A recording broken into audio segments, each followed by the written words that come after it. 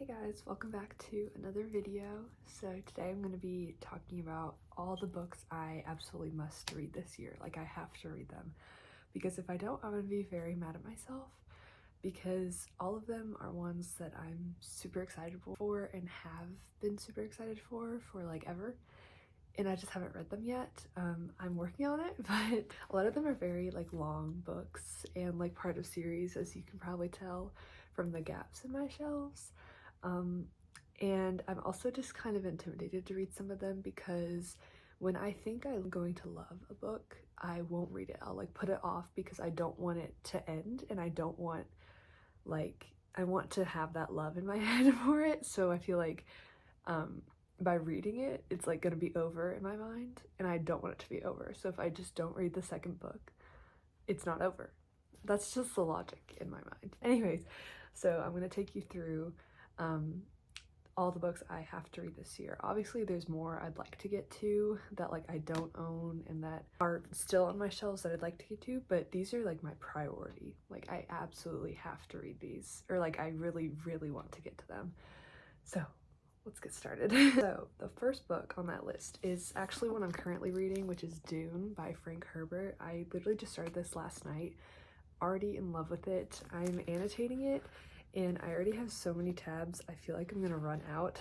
So I'm not that far into it, but yeah, so far I'm obsessed with this. And I did start reading this because Dune Part 2 came out, and I bought this after Dune Part 1 came out because I was like, oh, I'm gonna read it. And then I never did, because I was, again, like kind of like scared and like intimidated, and I wanted to know what happened, but I don't know why I didn't pick it up. But I'm so glad I did pick it up, because so far I'm loving it, and I just love this world. If you don't know what Dune's about, you should go read it, you should go watch it. It's a fantastic story. Basically, it's a sci-fi set in this world where space travel is kind of like very regulated. So there's this main character, Paul Atreides, who is the heir to the House Atreides. They live on the planet Caladan, and I'll try not to like dump everything on you.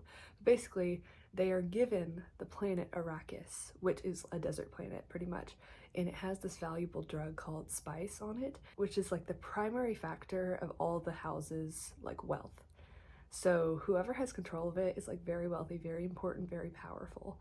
And so the Atreides family gets this planet, and they have to deal with all this. And there's this rival house called House Harkonnen, and then there's these people living on Arrakis called the Fremen, who are like warrior people, and it's just, there's a prophecy. Basically, just go read it because it is so complex. There is just so much like political intrigue and themes about like ecology, the environment, like religion. Obviously, I haven't finished this. I'm currently reading it, but I definitely will finish it because I'm reading it right now. I'm gonna group the next three together because they're part of a series. So they are the last three books in the Throne of Glass series. So we have Empire of Storms, Tower of Dawn, and Kingdom of Ash. And the main reason I haven't continued with these yet is because I'm very intimidated by the tandem read of Empire of Storms and Tower of Dawn, because people say that the best way to read them is to read them together, and some angel, I don't know who created this, but actually like created a chapter guide of like what you should read of each book for the tandem read, and it is so helpful.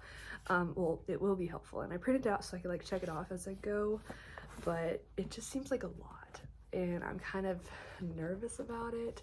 But I just know I'm gonna love these books. I have heard that Empire of Storms is like the most massive cliffhanger ever, and I'm just honestly scared for the pain that is gonna bring me. I'm excited at the same time. And then obviously Kingdom of Ash, the finale of the Throne of Glass series. You bet I'm nervous for this, but excited, because I don't want it to end, but I just cannot wait to see how it wraps up. But I gotta get through the tandem read first. So keeping in the theme of Sarah J. Maas books, I also have Crescent City 1, House of Earth and Blood. After I finished ACOTAR early, like in January, I was ready to just go straight into this, but I told myself I need a break because I don't want to burn myself out on Sarah J. Maas, and I also don't want to just like consume all of her books in one go, like binge them all. I kind of want to just spread it out, and that's what I want to do with this. But I am like pumped for this, especially since the third one just came out, so I'm able to like binge this one if I wanted to. Like I can just go back to back if I'm intrigued with this story, and I know I will be. Honestly, I don't know too much about what it's about. I just know the main character's name is Bryce. That's about it. And it's like a kind of like a modern fantasy world, I guess. Like they have technology. That's really all I know. I don't want to know too much because I want to like experience it as I go into this new world, because she's so good at creating like these stories and these characters and these worlds that are just, they seem so real even though they're not. I'm gonna split up some of like the fantasy that I have on this list by talking about some different books in like different genres. Next one is The Lovely War by Julie Berry. I've always been really intrigued by this because it's a historical like young adult fiction narrated by Aphrodite, which I was always so like confused but also interested in. Like I didn't really understand how that would make sense, but it's just so like such a different concept. I've never heard that before. I've seen everyone like put their face up to this cover. I don't know if I can match right now, but it always looked really cool. But it's set in World War I and II. Follows 4 different characters, all from like different backgrounds, and it's told by Aphrodite, who has to like tell their story so she doesn't like face judgment from Mount Olympus. And I don't know why she's doing that, but it's like her responsibility to tell their stories. So it's really like unique. Like I don't know how it will go, but I've always been so interested in this, and I've had this for a while and haven't gotten to it.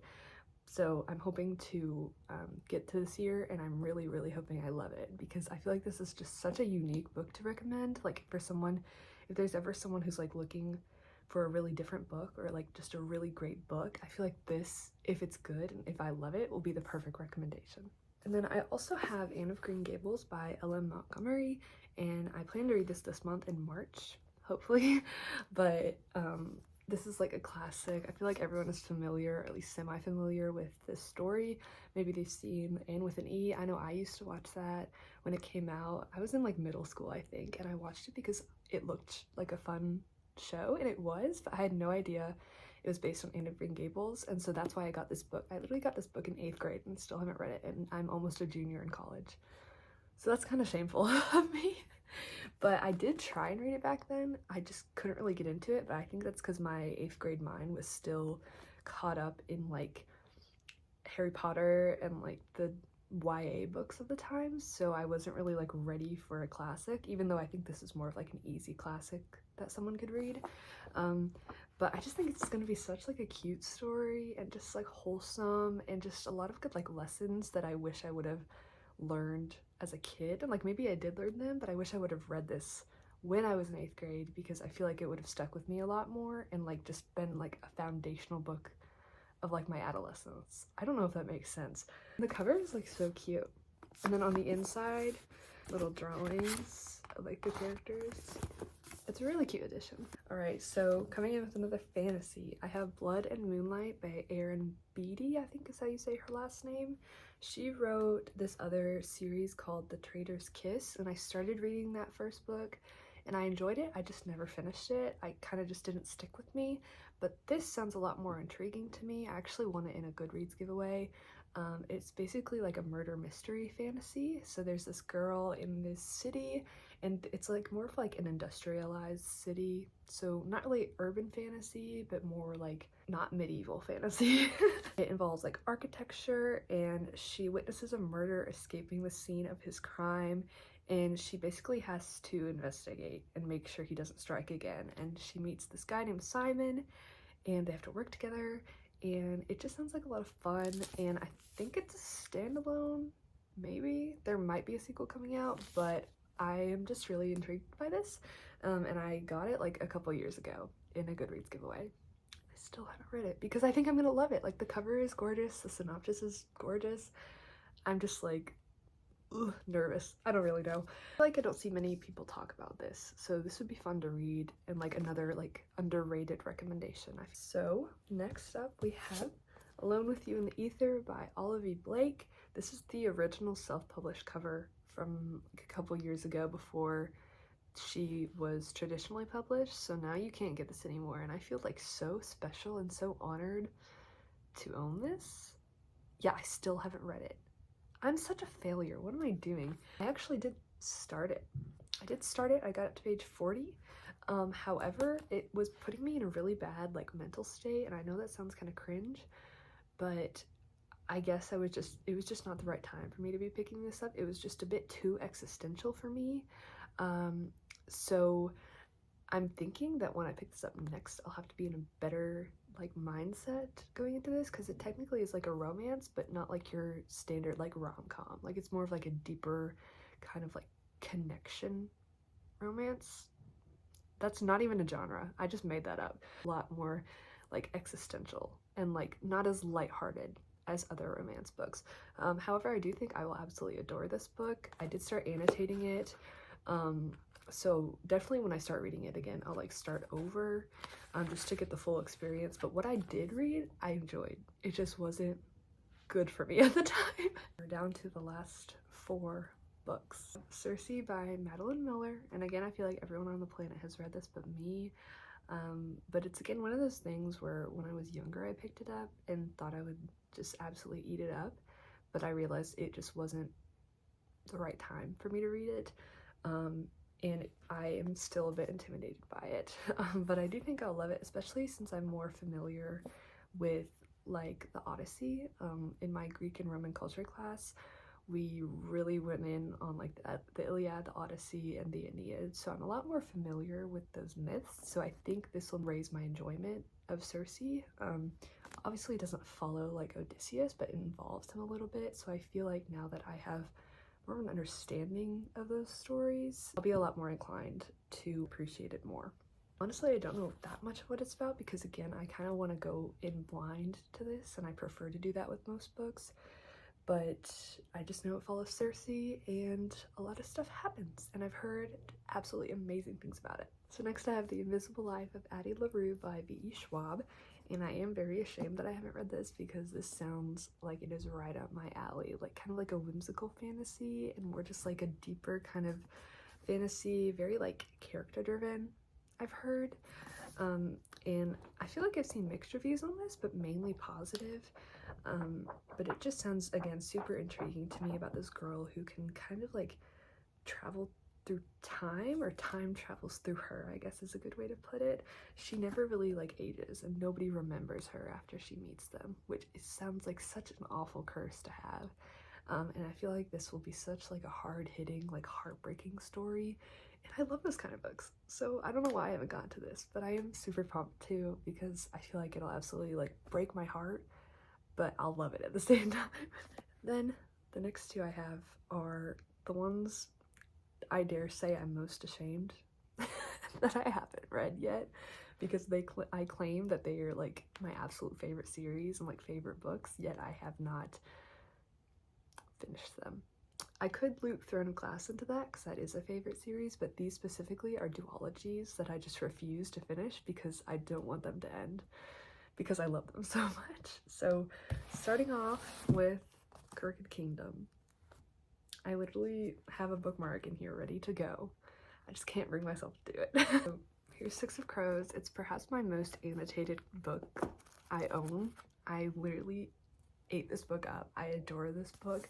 It's so good, fantastic, highly recommend, but I just don't want it to end. Like, this left off on a massive, I guess, cliffhanger, you could say, where a lot is still yet to be wrapped up, a lot is still yet to happen, and I know it will happen in this book. I just don't want it to, because I've heard sad things and have like been semi-spoiled, and I just don't want to see it play out.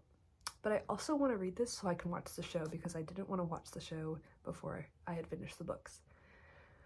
So that's another reason that I'm motivated to finish this, but I'm just scared. And similar to that, we have Strange the Dreamer, another heavily annotated book, and this is like my favorite book ever. I literally met the author, yet I still have not finished Muse of Nightmares by Laini Taylor, which is the second book in the Strange the Dreamer duology. And I just, how can I claim that this is my favorite book if I haven't even read the sequel yet? I don't think I can. So that's why I'm so pumped to get to this, but again, I just don't want it to end. I know I'm gonna love it. I know I'm gonna be heartbroken that it's over and by the things that happens. I just don't want it to happen. But I definitely think before I get to this, I need to reread this, but I'll probably do the audiobook because I physically read it the first time, so I'd like to read it and like experience it in a different format before I delve into this. I don't know the story about this. Strange Dreamer follows Laszlo Strange, who's an orphan, and basically he lives in this grand city and works in a library, yet he gets the opportunity to travel to this kind of like mysterious city called Weep, and it's across the desert.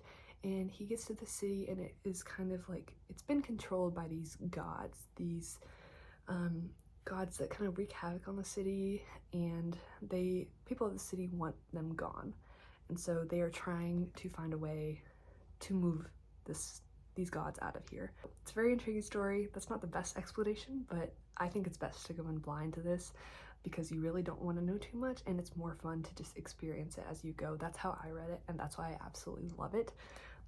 So I'm hoping the same happens with Muse of Nightmares because I really want all my questions answered, and I just want to add this to the list of favorites. So these are the books I absolutely must get to. I have to get to my priority TBR for 2024. I'll be very disappointed if I don't get to all of them, but I also don't want to set too high of expectations on myself because I'm a very busy person, but I also really want to read these books, so I will make it work somehow. Thank you so much for watching. I hope you enjoyed, and let me know if you've read these, your thoughts on them, if you recommend them, and maybe other similar recommendations along the lines of these that you think I would enjoy.